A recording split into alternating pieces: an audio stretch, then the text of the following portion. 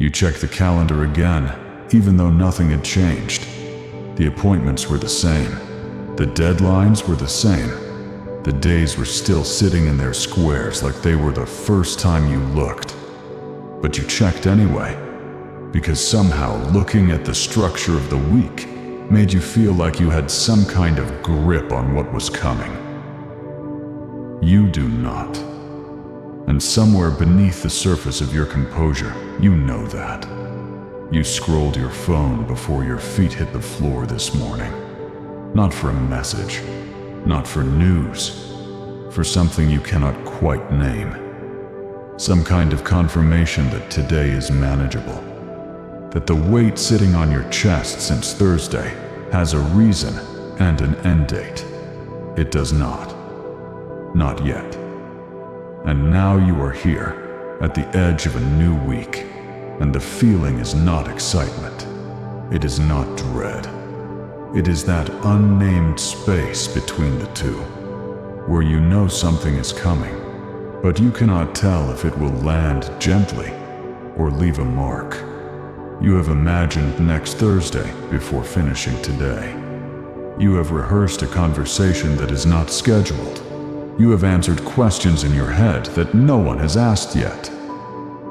Your mind has been running like an engine with no destination, burning fuel in a parked car, and you have mistaken the noise for progress. I need you to hear something before this new week begins. Before the first alarm sounds. Before the first email arrives. Before the first decision presses itself against your chest, demanding an answer you are not ready to give. This message is not an accident. You did not stumble into these words by coincidence. Something in you has been asking for exactly this, and I want you to know that I heard you. Not the polished prayers, not the Sunday morning requests with their careful language. The real ones. The ones whispered in the dark at 2 a.m. when the house was quiet enough for honesty. I heard those. And this is my response. You are not confused. You are overloaded.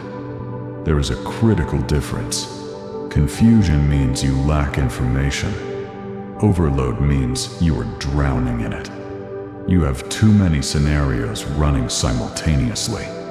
Monday's outcome, Tuesday's response, Wednesday's possibility, Thursday's fear, Friday's consequence.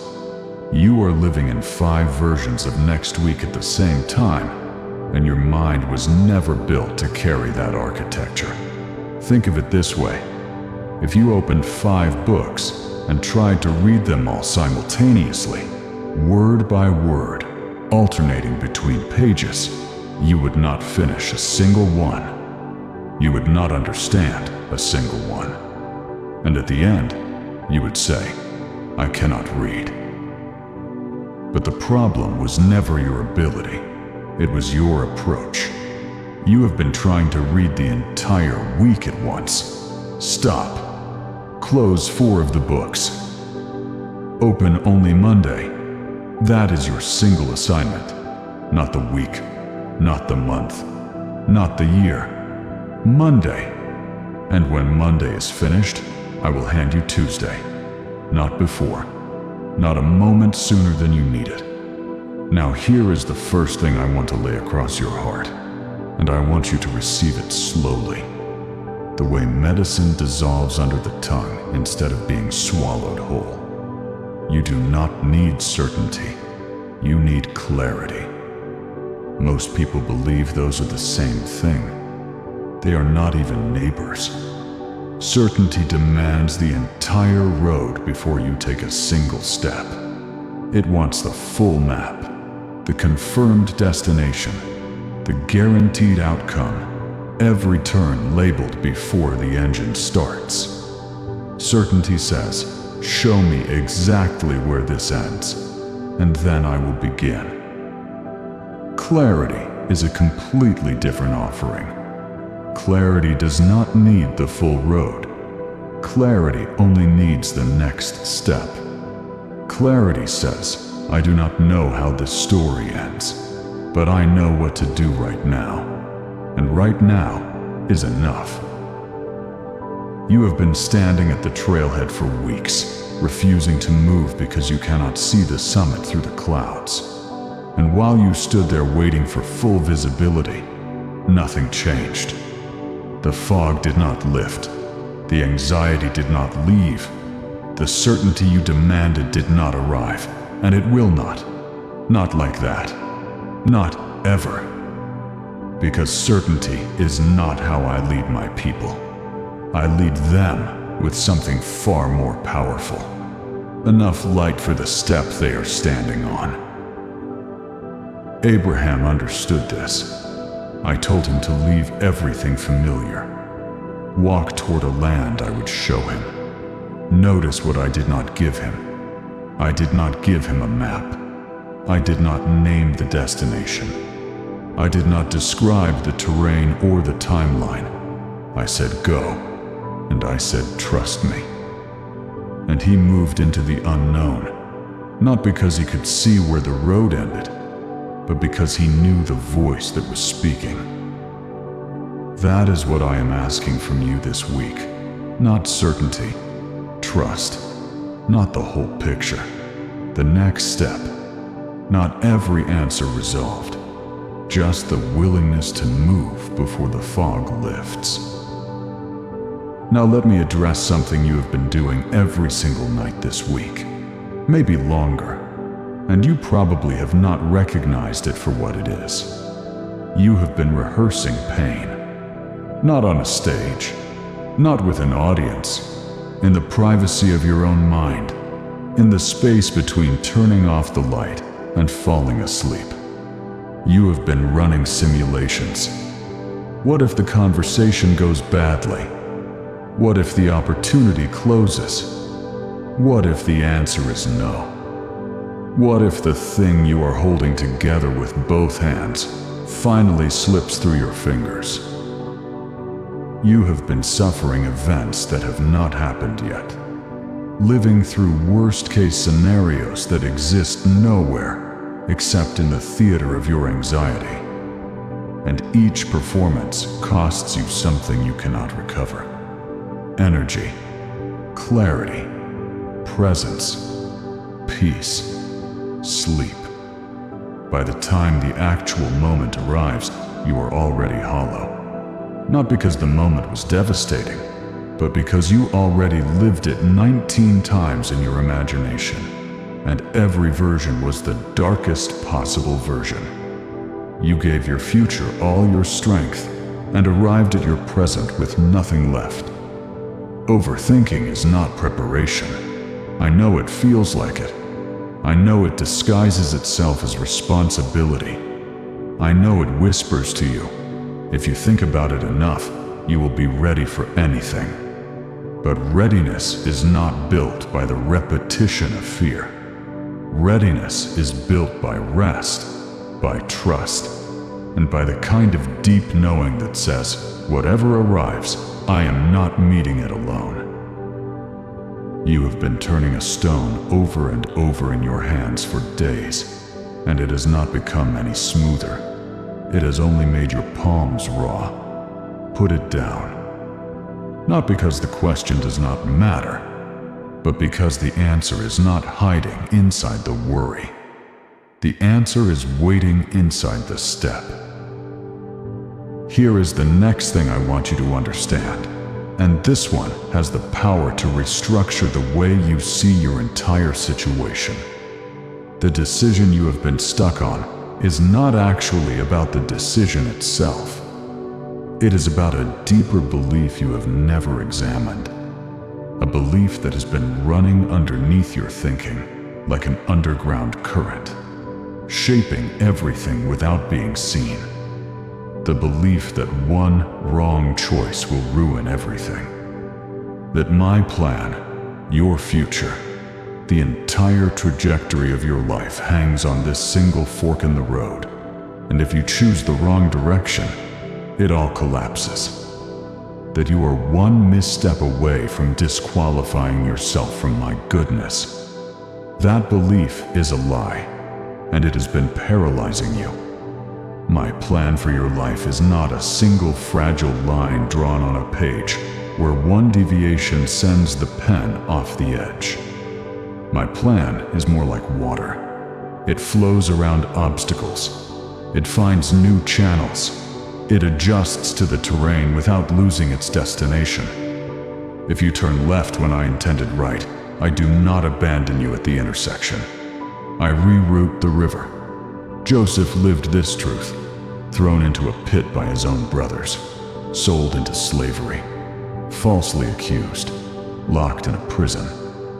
Years of silence that looked like abandonment.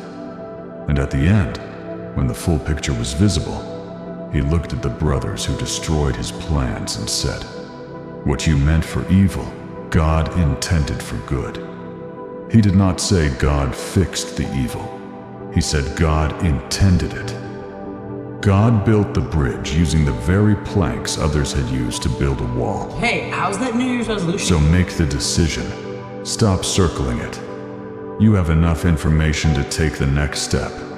You do not have enough to see the whole staircase, and you were never meant to. But you have enough light for one step. Take it. And if it turns out to be the wrong step, I will meet you there. I am not a God who only shows up in your perfect moments. I show up in all of them. Now I want to speak to something else that has been quietly draining you without your permission. Some of the doors you have been pushing on are walls. And some of the walls you stopped pushing on are doors that open inward.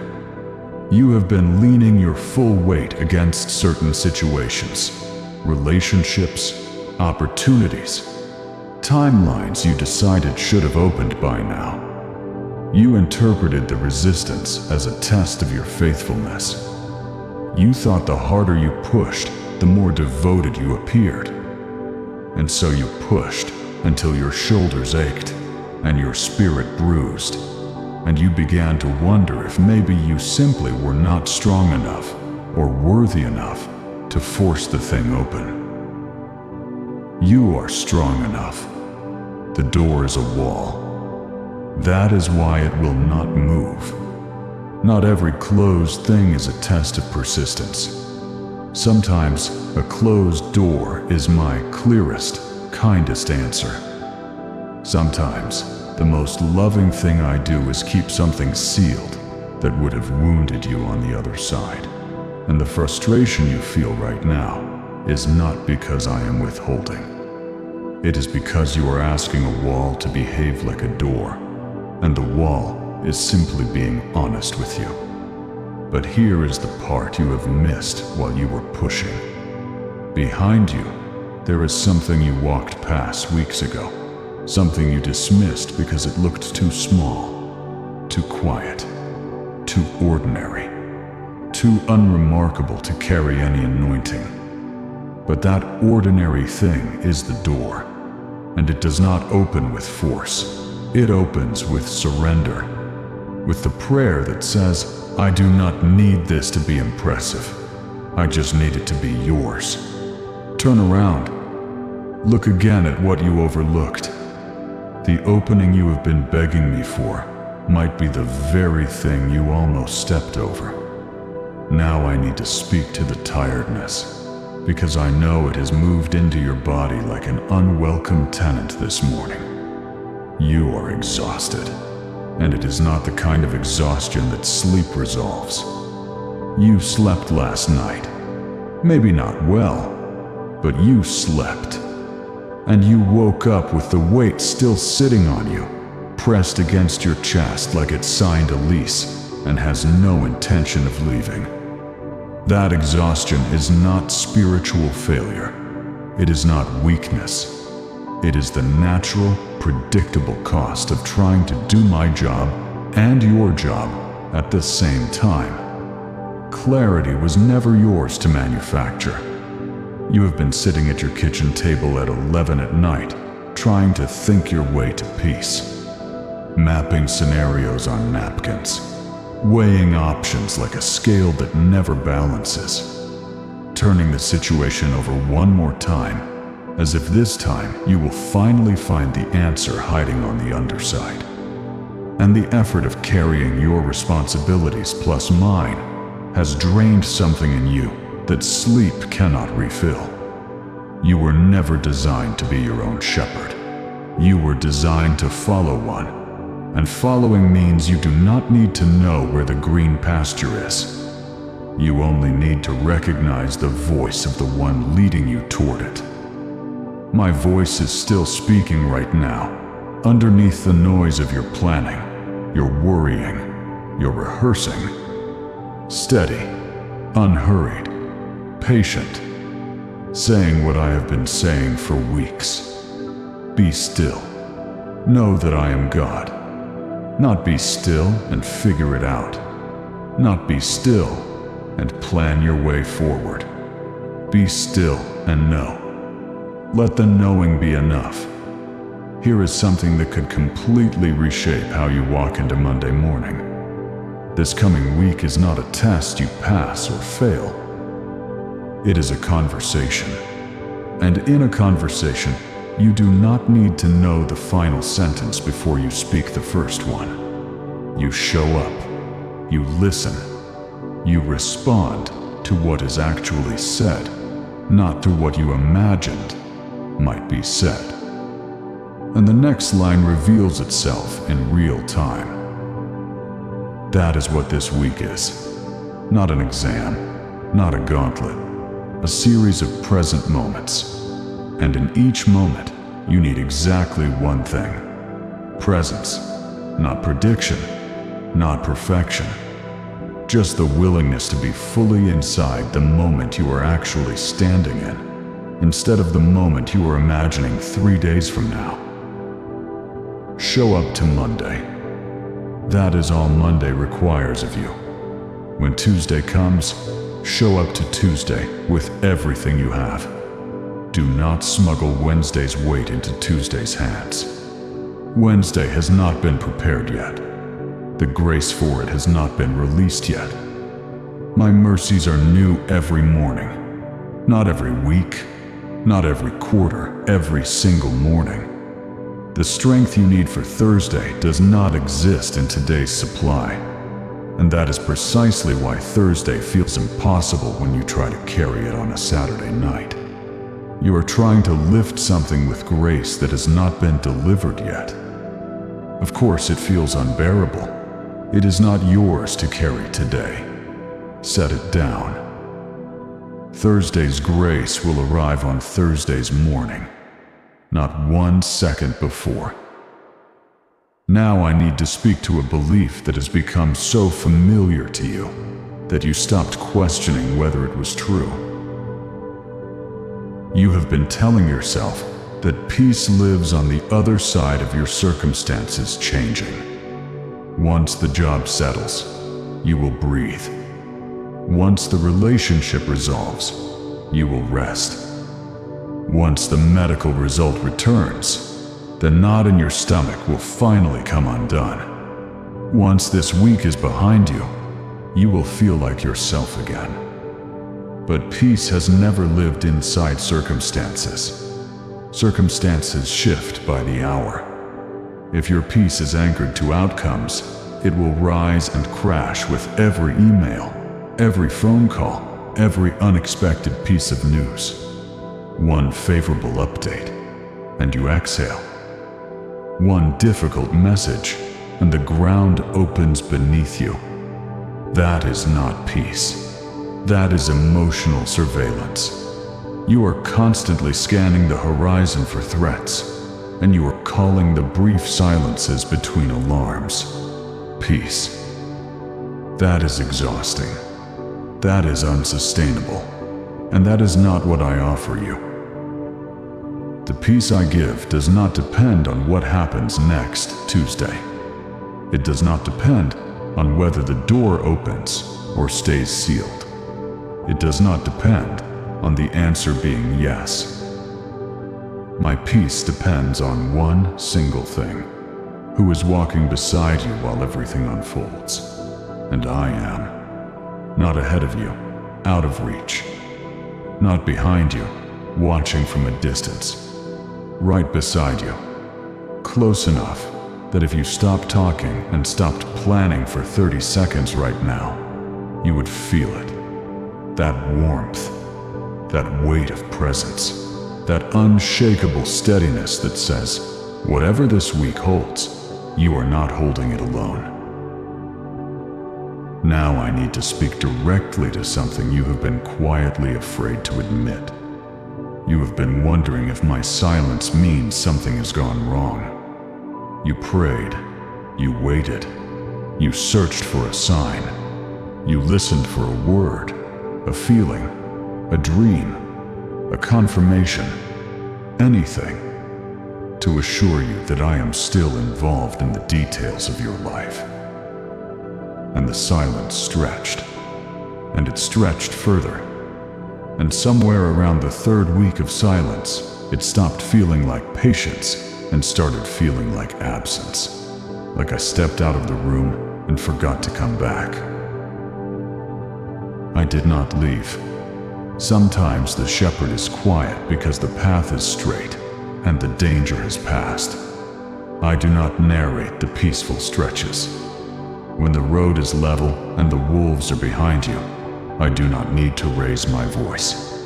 My silence in those moments is not neglect. It is confidence. Confidence in the road I prepared. Confidence in the foundation I built inside you during the last storm. Confidence that you are more prepared for this stretch than you believe. David understood this, even if he never could have articulated it during those years in the fields. He tended sheep for years in obscurity. The anointing oil was on his head long before the crown was. And between the oil and the throne, there were unremarkable mornings, silent pastures, unseen faithfulness, no audience, no applause, no visible progress. And all of it was preparation for a throne he could not yet imagine. Your silence is not punishment, it is formation. And the most important things happening in your life right now might be completely invisible on the surface. Now let me give you something for the nights that are coming this week, because I know the nights are the hardest. The house goes quiet, the screens dim, the distractions dissolve, and suddenly the thoughts arrive like uninvited guests who know exactly where you keep everything. They sit down, they settle in, and they begin asking questions that have no answers at 1 a.m. What if this does not work? What if you chose wrong? What if the window already closed while you were still deciding? When those guests arrive this week, I do not want you to argue with them. I do not want you to try to answer them. I want you to notice them. And then, gently, the way you would turn down a radio that is too loud, say this to yourself: I am not going to solve this tonight. Not because the question is unimportant, but because 1 a.m. was never designed for resolution. It was designed for rest. And rest is not the reward for finishing everything. Rest is the fuel for beginning anything. You have reversed the order your entire life. You have treated rest as something earned after every item on the list is checked. But the list is never finished. The inbox is never empty. The questions never fully resolve. And if rest waits for completion, rest becomes something you admire from a distance, but never actually experience. Rest tonight. Not because everything is handled, but because tomorrow's clarity requires tonight's surrender. And surrender is not quitting. Surrender is placing the weight in hands that are larger and steadier than your own, and trusting that those hands will hold everything through the hours you are sleeping. Now let me give you something to carry like a quiet lantern through this new week. The things you are afraid of losing, your stability, your health, your relationships, your direction, were never held together by your grip in the first place. Your heartbeat did not begin because you willed it into existence. Your lungs did not fill because you earned the right to breathe. You woke up this morning not through achievement, but through grace you did not request and could not manufacture. If the most fundamental elements of your existence are sustained entirely apart from your effort, then why do you believe the details of your week require a death grip? Open your hands, not recklessly, not carelessly, but honestly. Look at what you have been clutching and say these words. These were never mine to own. They were mine to tend. And tending is different from owning. A steward cares with devotion. An owner clings with fear. This week, I am asking you to tend faithfully and cling less tightly. The outcome belongs to me. The faithfulness belongs to you. And the two have always been separate assignments. Here is something for the part of you that feels behind this morning. You are not behind. You look at the people around you and see movement, while your own life feels like a holding pattern. Their promotions, their announcements, their visible, photographable progress. And you compare it to your own invisible season of waiting and conclude that something is wrong with you. That you missed a step, that the train left the station while you were still tying your shoes. But think about what happens beneath a field after planting. A farmer puts seed in the ground and walks away. The next day, the field looks identical. The next week, nothing visible has changed. A stranger passing by would see an empty stretch of dirt and assume nothing is happening. But beneath the surface, roots are reaching, and structures are forming, and life is organizing itself in absolute darkness. That is exactly where you are. Not stalled, not forgotten, rooting. And roots do not get celebrated. Nobody posts about the underground phase. But without those roots, every visible thing that eventually breaks through the surface would collapse at the first strong wind. Your roots are going deep right now. And this week, even if nothing visible changes, even if no announcement comes, even if the breakthrough remains hidden, the underground work continues. Trust the soil. Trust the season. Trust the gardener who chose this specific field for you. Now here is something I want you to sit with, because it might redefine what you think faithfulness looks like. Obedience in confusion is worth more than obedience in certainty. Anyone can follow instructions when the path is lit and the reward is visible. That is not faith. That is transaction. Faith is when you do the right thing on a Tuesday morning, when nothing makes sense, when no one is watching, when no feeling confirms you are headed in the right direction, and you do it anyway. Not because the evidence supports it, but because the voice that asked you to do it has never once failed you. That kind of obedience does not feel heroic.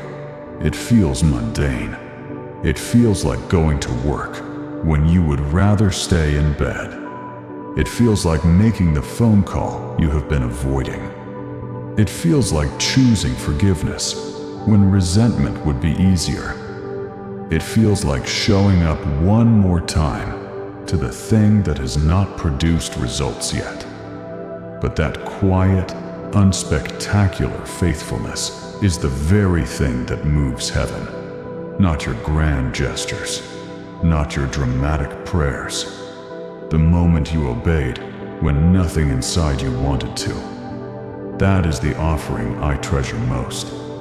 And this week will give you many small opportunities to practice exactly that kind of obedience. Do not dismiss them because they feel ordinary. The holiest things often do. Let me speak to one more pattern I see in you that needs to be named before it does more damage. You have been outsourcing your peace to people who were never equipped to carry it. You have been waiting for someone to say the right thing, to give you the reassurance you are craving, to look you in the eyes and say, "It is going to be all right," and mean it in a way that finally settles the trembling inside you. You have been bringing your anxiety to people and hoping they will hand you back a certainty that resolves it. They cannot. Not because they do not love you. They do. But human hands were built to hold, not to heal. A friend can sit with you in the valley, but they cannot lift you out of it. A spouse can listen at midnight, but they cannot answer the question that only I can answer. A mentor can offer wisdom, but wisdom without my spirit is just good advice that fades by Thursday. Stop placing the weight of your peace on shoulders that were never meant to bear it. The people in your life are gifts. They are companions on the road, but they are not the road itself, and they are not the shepherd. When you ask a companion to be your shepherd, you exhaust them, and you still end up lost. Bring it to me. The specific thing, the one you keep describing to everyone except the one who can actually do something about it. Tell me. Not because I do not already know, but because the act of bringing it to me is the act of releasing it from yourself. And release is where peace begins. There is something else I want you to carry into this week, and I want you to let it challenge the way you have been measuring the days ahead. You have been calculating this week by what could go wrong. You made a list, maybe not on paper, but in the back of your mind, there is an inventory of threats, things that could fall apart, people who might disappoint you, decisions that might backfire, health that might decline, opportunities that might evaporate. You walked into this weekend with a catalog of worst cases, and you have been reading from it every quiet moment since. But you never made the other list. You never counted what I have already set in motion on your behalf. The prayer I answered 3 weeks ago that you have not yet seen the result of. The person I am already moving toward your life, who will arrive at exactly the right moment. The obstacle I am already removing from a path you do not even know you will walk down on Wednesday. The provision that is already in transit, already addressed to you, already en route, while you sit here convinced that nothing is happening. I am not idle. I have never been idle. And this week, while you are worrying about what might collapse, I am building things you cannot see yet. The architect does not stop working because the tenant has not moved in. The construction continues whether you are watching or not. So this week, before you rehearse the worst case, pause and ask yourself a different question. What if something beautiful is already on its way? What if the thing I am preparing is better than the thing you are protecting? What if this week is not the week things fall apart, but the week things quietly, invisibly, begin to come together? You do not have to believe that fully right now. Just leave room for it. Just crack the door of your expectation open wide enough for hope to slip through. And now, the final thing I want to place inside your chest before the first morning of this new week arrives. Clarity does not come as an announcement. It comes as a whisper, and you can only hear it when the noise of your own planning finally stops. You have been generating so much internal sound, strategizing, projecting, worrying, calculating, running mental simulations, building contingency plans inside contingency plans. And that noise, well-intentioned as it might be, has been drowning out the very voice you are desperate to hear. Not because the voice is weak, but because your noise is relentless, and the whisper was never designed to compete with it. It was designed to speak beneath it, in the pause between two anxious thoughts, in the space after exhaling, in the stillness that exists only when you stop producing your own answers long enough to receive mine. This week, I am asking you to create pockets of quiet, not hours of solitude, not a monastery retreat. Minutes, moments. Before you reach for your phone in the morning, give me 60 seconds of your attention.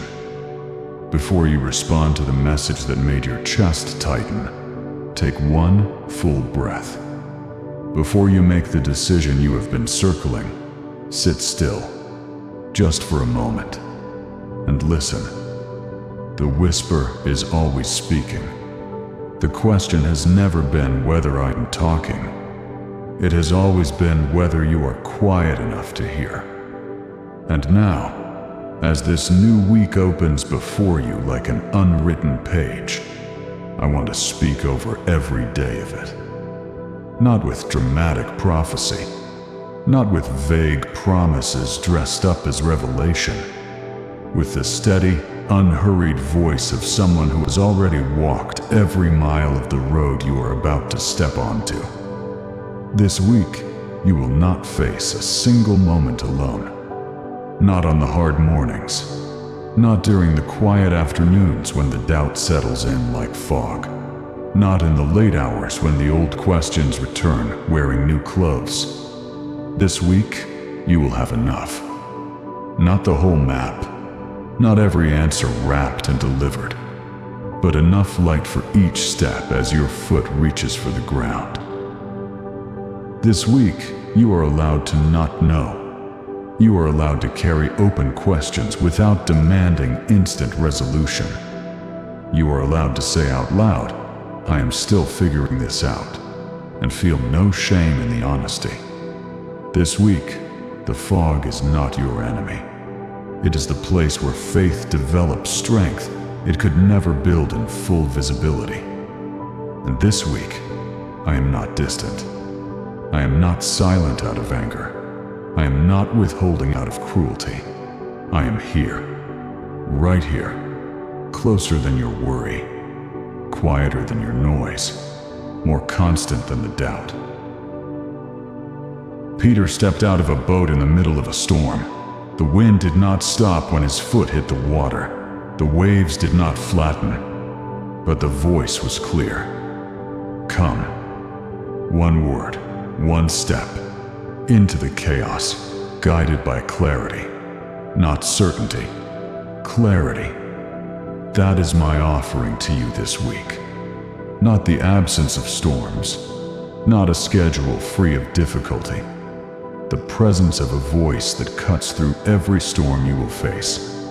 One step at a time, one morning at a time, one breath at a time. Walk into Monday, the way a child walks into a room where their father is already sitting. Not worried about what the room contains, settled by who is in it. Before you leave, I want to ask you something.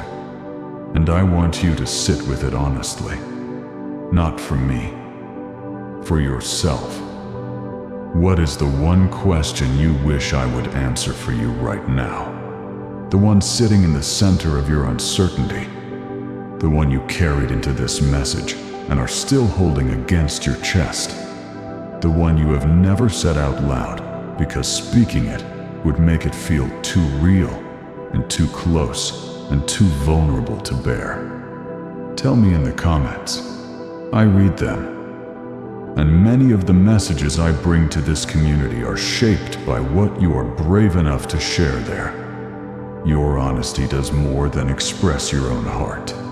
It gives someone scrolling quietly with the same question locked inside them, permission to finally say it too. So do not hold it inside. Write it down. Let it leave your chest and land somewhere it can be heard and held. And if this message found you at the exact moment you needed it, if it spoke to the specific thing you have been carrying into this new week, share it with someone walking into the same fog. Let it reach the person who is sitting in their car right now, or lying in bed right now, wondering if anyone understands what this season feels like. You did not find this by accident, and neither will they. Now go. The week is waiting, and so am I. Not at the finish line, arms crossed, watching to see whether you make it. At the very next step, ready to walk it beside you.